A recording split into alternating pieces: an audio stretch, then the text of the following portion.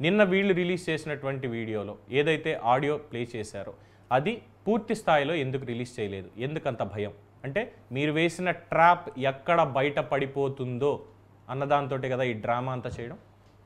వేణుస్వామి ఈ జాతకాలు చెప్పడం అనేది నేను మానేస్తున్నాను అని చెప్పినా సరే, ఒక్కతో ఒక వంకర అంటారు చూసారా, అలాగా అయినా సరే ప్రతి వాళ్ళ జీవితాల్లోకి వెళ్ళి నేను నా ఇష్టం వచ్చినట్టు చెప్తాను అంటే ఈసారి ప్రజలు చెప్పుతో కొడతారు రోడ్డు మీద 100%. నాకు ఇప్పటికీ అనుమానంగా ఉంది ఏంటంటే, ఎందుకు నాగార్జున గారు బయటికి రాలేదు? తన కొడుకుకి సంబంధించినటువంటి, సరే అది రెండవ వివాహమా ఏంటో, వాళ్ళు ఇష్టపడ్డారు, విడిపోయారు, మళ్ళీ ఇష్టపడ్డారు, ఏదో చేసుకుంటారు, అది వాళ్ళ కుటుంబ వ్యవహారం, సంతోషంలో ఉన్నారు. ఎంత మనోవ్యధకు ఆయన గురై ఉండాలి. ఇంకా నిశ్చితార్థం కూడా అవ్వక ముందే ఆ నిశ్చితార్థానికి ముహూర్తం ఏదో పెట్టేసి వీళ్ళు విడిపోతారు, ఒక స్త్రీ వల్ల విడిపోతారు, కావాలంటే చూస్తూ ఉండండి అని చెప్పి ఈయన వాగిన పిచ్చివాగుడికి వాళ్ళ కుటుంబం ఎంత మనోవేదనకి గురై ఉండాలి. దీని మీద ఎందుకు పోలీసులు సుమోటోగా కేసు పెట్టరు? రాజ్యాంగం హక్కు ఇచ్చింది కాబట్టి ఏదో వాక్ స్వాతంత్ర హక్కు అని చెప్పి ఇలాంటివి వాగడానికి కాదు కదా.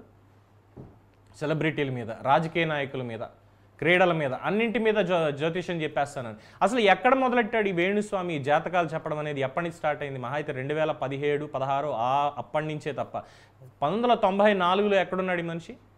పైగా మంచు విష్ణు గారి పేరు తీసుకొస్తారు. మరి నిన్న ఆ వీడియోలో మంచు విష్ణు పేరు ఎందుకు రాలేదు? జర్నలిస్ట్ అసోసియేషన్ వాళ్ళు మహిళా కమిషన్కి ఇచ్చినటువంటి కంప్లైంట్లో ఉన్న పేర్లన్నీ కూడా నిన్న ఆ వీడియోలో, ఆడియోలో రిలీజ్ అయ్యాయి కదా. ఇదంతా రివెంజ్ డ్రామా కింద కనిపిస్తుంది. అట్ ద సేమ్ టైం ఎలా దీని నుంచి బయటపడాలి, మన ఇష్యూని ఎలా క్లియర్ చేసుకోవాలంటే ఎవరో ఒకళ్ళ అమాయకులను తీసుకొచ్చేసి దాంట్లో మీకు కావాల్సిన వర్డ్స్ని ఎడిట్ చేసేసుకొని వీడియో రిలీజ్ చేసి, అంటే గుడ్డ కాల్చి మొహం మీద పడేయడం అంటారు సారా, ఇది. మనం బాగుండాలి, పక్కోళ్ళ కొంపలు కూలిపోవాలి, ఇది ఆ జాతకాలు చెప్పడం. తమిళనాడు వైదీశ్వరన్ కోయిలకి వెళ్ళండి, జ్యోతిష్యం చెప్పడం అంటే ఏమిటి, జ్యోతిష శాస్త్రం అంటే ఏమిటి, యూనివర్సిటీలో సిలబస్గా కూడా పెట్టారు, నేర్చుకోండి. వీళ్ళుగా చెప్పే ఇవి దొంగ జాతకాలు, ఇవన్నీ చెప్పేది. ఎవరు ఇష్టం వచ్చినట్టు వాళ్ళు ఉంటారు. వాళ్ళ మనోబలం ఎలా ఉండాలి? నేను సాధించగలనన్న నమ్మకం ఉన్నవాళ్ళు, ధైర్యంగా ఉన్నవాళ్ళు ఏదన్నా పట్టించుకోరు, వెళ్ళిపోతారు.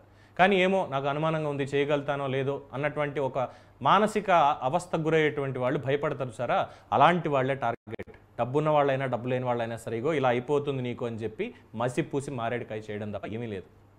జ్యోతిష్యం కూడా ఒక శాస్త్రం, మనం నమ్మచ్చు నమ్మకపోవచ్చు, అది ఎవరి దాన్ని బట్టి వాళ్ళకు ఉంటుంది. కానీ ఇలాంటి దొంగలను మాత్రం నమ్మకూడదు. పైగా ఏమంటారు, 5 కోట్లు డిమాండ్ చేశారు. డైరెక్ట్గా అడుగుతున్నారు ఆయనే, పోలీస్ స్టేషన్లో కంప్లైంట్ కూడా ఇచ్చారు. నేను ఇలా అడిగాను అని చెప్పి వీళ్ళు నా మీద అంటే అసత్య ప్రచారం చేస్తున్నారని చెప్పి పోలీస్ స్టేషన్లో కంప్లైంట్ కూడా ఇచ్చారు మూర్తి గారు. ఎందుకు ఆయన పేరు ఎందుకు తీసుకురావడం? ఎప్పుడు అడిగారు? 2017 నుంచి టార్గెట్ చేశారా? 2017 నుంచి దిక్కుమాలిన జాతకాలు చెప్తుంది నువ్వు కాబట్టి ఇవన్నీ తప్పురా నాయన అని చెప్పి మానవ హక్కుల సంఘాలతోటో లేదంటే జనజాగృతి వాళ్ళతోటో బాబు ఓగ్ని లాంటి వాళ్ళతోటో కూర్చోబెట్టి టెక్నికల్గా అనేక అంశాలను ఆయన స్పృశించారు. అప్పుడే బాబు నేను చెప్పేదంతా తప్పే, ఇక జాతకాలు నేను చెప్పను, నన్ను ఎవరు నమ్మొద్దని చేతులు ఎత్తేసి వెళ్ళిపోయినటువంటి ప్రబుద్ధుడు ఈ వేణు. ఎక్కడి నుంచి వచ్చాడు అసలు? సెలబ్రిటీ హోదా వచ్చేసింది. ఏం సెలబ్రిటీ? అసలు వీళ్ళని సెలబ్రిటీ అని పిలవడం కూడా తప్పే. సరే, ఇక వారి సతీమణి సాంప్రదాయ కుటుంబం నుంచి వచ్చారు. మరి వారి కుటుంబం గురించి ఇప్పుడు నేను మాట్లాడితే నాకు ఫోన్ కాల్స్ ఎక్కడి నుంచి వస్తాయనేది శ్రీవాణికి కూడా తెలుసు.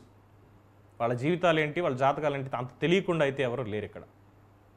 పబ్లిక్ మీద పడిపోయి ఇచ్చేస్తాం. సరే, ఒక కళాకారిణి చక్కగా వీణ వాయిస్తారు. మొన్న అంబానీ వాళ్ళ పెళ్లిలో కూడా ఆవిడకి ఆహ్వానం వచ్చింది, వెళ్ళి చేసుకున్నారు. అక్కడికే పరిమితం అవ్వచ్చుగా.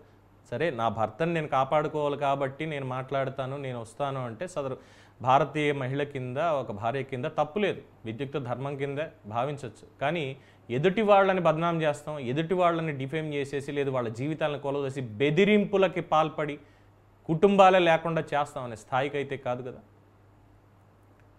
జర్నలిస్టులను తిట్టినటువంటి వీడియో ఎందుకు డిలీట్ చేయాల్సి వచ్చింది?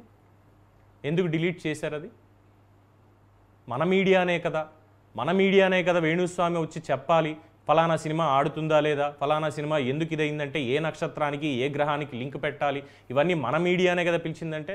మరి మీడియాలో పనిచేసినప్పుడు మీడియాకు కూడా కొన్ని విలువలు ఉంటాయి, ఏ ప్రశ్నలు అడగాలి అడగకూడదు అనేది ఉంటుంది అన్న కామన్ సెన్స్ తెలీదా? పోనీ తెలివి తక్కువ కొంతమంది అడిగారనే అనుకుందాం. అడిగినప్పుడు ఒక పండితుడిగా నీ బుద్ధి ఏమైంది, మీ ఆయన బుద్ధి ఏమైంది అన్న, ఇలాంటివి అడగకూడదు, వీటికి సమాధానాలు చెప్పకూడదు అన్న ఆ శాస్త్రంలో ఉన్నటువంటి నియమాన్ని మీరు మా ఇష్టం వచ్చినట్టు పబ్లిక్లో పెట్టేస్తామంటే ఎందుకు? సెలబ్రిటీ హోదా తెచ్చుకోవడానికా? మీకు సెలబ్రిటీ హోదా కావాలంటే పక్కన వాళ్ళ కుటుంబాలు కూలిపోవడం ఏంటి అసలు? కూలిపోవడం ఏంటి? ఏ ఇంట్లో సెలబ్రిటీ ఏమవుతుంది?